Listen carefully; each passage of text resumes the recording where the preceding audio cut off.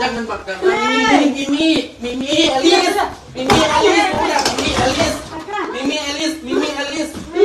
Mimi, Elis, sudah jauh.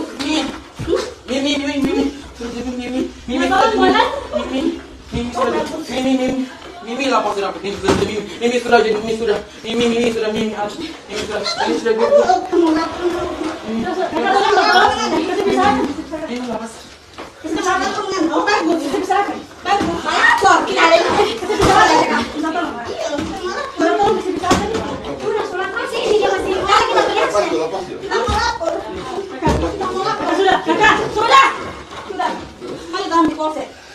Ayo kita tunggu. Oke, itu kita tunggu. Tapi implan sakit sekali. Mana taruh di poset? Kita cuma tarik. Oke, ayo mana bawa tuh? Ayo taruh di poset.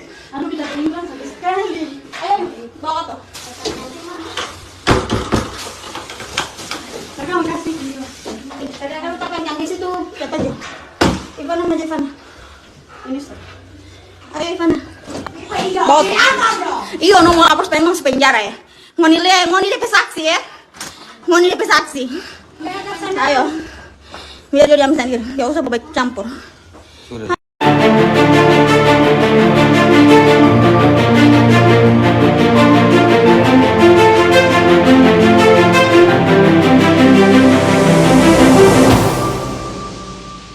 Pelaku ini tidak tetap melakukan aksinya. Nah, oleh karena itu kami meminta kepada kita semua halayak ramai, kita meminta agar supaya kasus ini tetap dipresor. Kami selaku kuasa hukum di tim Yakob Mahmud and Partner ini akan melakukan pendampingan secara profesional dan dalam rangka penegakan hukum di Gorontalo. Untuk itu kami meminta pada Polda Gorontalo untuk memberikan perhatian serius dengan adanya perlakuan semacam ini. Dan oleh karena itu kami ingin memastikan bahwa tim kuasa hukum akan melakukan tindakan-tindakan yang bersifat pengawasan yang memastikan seluruh proses penegakan hukum bekerja secara profesional, proporsional, objektif serta transparan dalam dugaan penganiayaan khususnya kepada klien kami. Nanti kalau ada pertanyaan mungkin di sesi ini atau setelah klien kami menggambarkan kronologinya. Setelah dari klien kami, untuk itu mungkin akan diberikan gambaran gimana kondisi yang terjadi saat itu, karena secara psikologi beliau secara mental juga terganggu, apalagi tadi informasinya sempat tulang ekornya juga itu berdampak sehingga ada rasa nyeri yang masih dia derita sampai hari ini. Untuk itu pada klien kami berikan memberikan gambaran kronologi kepada teman-teman media. Silakan. Hadir pada malam ini, jadi saya harus hadir pada malam ini. Terus yang saya rasakan, saya sebenarnya sih tidak terima kalau yang mana saya diperlakukan seperti itu. Datang di rumah saya, mengetuk dengan keras pintu saya, seakan-akan seperti mendobrak. Terus pada saat saya buka pintu, dia bersuara keras dan saya mencoba menjawab itu suara keras itu, dan terus dia langsung melakukan penyerangan. Pada saya ditarik rambut saya, terus ditarik sampai leher saya hampir bengkok kayak gini. Terus wajah saya dicakar, tangan saya kan melakukan perlawanan, terus tangan saya digigit, ini tulang saya hampir patah juga. Terus saya ditendang di perut sampai tulang ekor saya sampai sekarang sakit atau nyeri. Terus ini foto saya pada saat dilakukan, ini digigit, wajah saya dicakar, terus saya ditendang sampai tulang ekor saya sakit. Makanya itu saya meminta untuk penegak hukum agar diadili sebagaimana mestinya.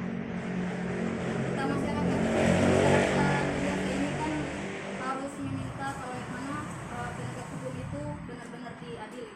Kita wajar mendapatkan itu. klarifikasi. Kalau ada pertanyaan dari teman-teman. Kapan kejadiannya di mana? Kemarin sore di rumah saya di perumahan Benggela.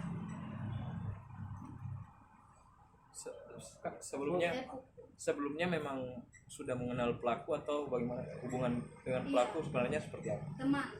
Oh memang. Teman. Alasan dia datang marah-marah itu?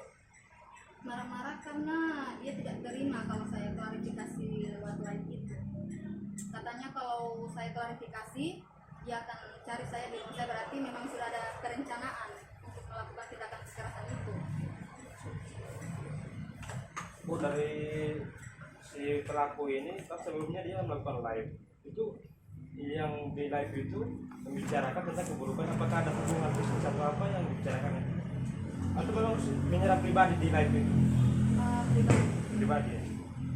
Jadi ibu mengklarifikasi lewat? Iya, kalau yang mana apa yang dia bilang tidak seperti itu. Terus dia tidak terima, makanya dia datang ke rumah. Jadi pas sementara live diserang. Iya, karena saya live diserang. Artinya kak, rumah kak dengan pelaku ini memang tidak terlalu berjauh. Mendekat. Oh. Tidak jauh. Apakah sebelum kejadian pernah ada komunikasi secara baik-baik dari keduanya? Iya, sebelumnya memang berteman biasa.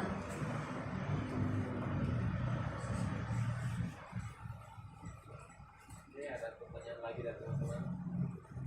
Sebenarnya apa latar belakang masalah ini? Sudah menimbulkan tidak sampai menyerang gitu. Akar masalah itu sebenarnya apa? Tadi sudah disampaikan bahwa akar masalahnya itu ada informasi lewat yang didapatkan pada saat si terlapor ini melakukan live. Itu dia dapatkan informasi ada yang menyinggung pribadi dia, ada menyerang person, kemudian dia melakukan klarifikasi karena kan informasi itu lewat live, maka banyak orang yang melihat di situ, maka dia juga melakukan klarifikasi seharusnya secara terbuka juga pada saat live. Nah, pada saat dia melakukan live itu tiba-tiba ini orang si terlapor ini datang dan melakukan penyerangan terhadap klien kami. Nah, di situ sih sebenarnya yang bikin masalah ini harus kita proses gitu. Maka oleh karena itu pada tanggal 21 Juli kemarin kita sudah laporkan di Mapolda Gorontalo dengan dugaan 351 penganiayaan yang mengakibatkan klien kami ini luka-luka atau ada juga cedera-cedera lain seperti itu. Ada lagi teman-teman? Oh, berarti sebelumnya memang ada masalah dengan si pelaku ini ya? Sampai dia sampai pelaku ini melakukan live Menjelek-jelekkan namanya. Proses selanjutnya masih ada. Ya, Baik. tim kuasa hukum. Kami sebagai tim kuasa hukum tadi sudah kami pastikan bahwa kami akan melakukan proses pengawalan kasus ini sampai dengan kasus ini terang benderang. Bahkan kami berharap kasus ini tidak dipetieskan. Kasus ini harus tetap berlanjut sebagai bentuk pertanggungjawaban hukum karena klien kami ini adalah masyarakat biasa, masyarakat sipil yang membutuhkan keadilan. Oleh karena itu lewat sarana hukum, lewat sarana peradilan yang ada, lewat mekanisme pelaporan, kami tidak melakukan perlawanan secara fisik juga. Jelas, mungkin teman-teman bisa melihat semua videonya. Di situ klien kami tidak melakukan perlawanan. Dia hanya mencoba menghindar dari bahasa yang kami gunakan amukan, gitu kan? Dari amukan si terlapor, maka klien kami ini hanya mencoba menghindar. Dengan kondisi itu, video kalau tidak salah itu hampir berapa ribu yang menonton ya? Hampir 9.000 yang menonton dan itu telah menjadi hal yang viral di Gorontalo. Nah, kami dihubungi oleh klien kami untuk memberikan pendampingan secara hukum.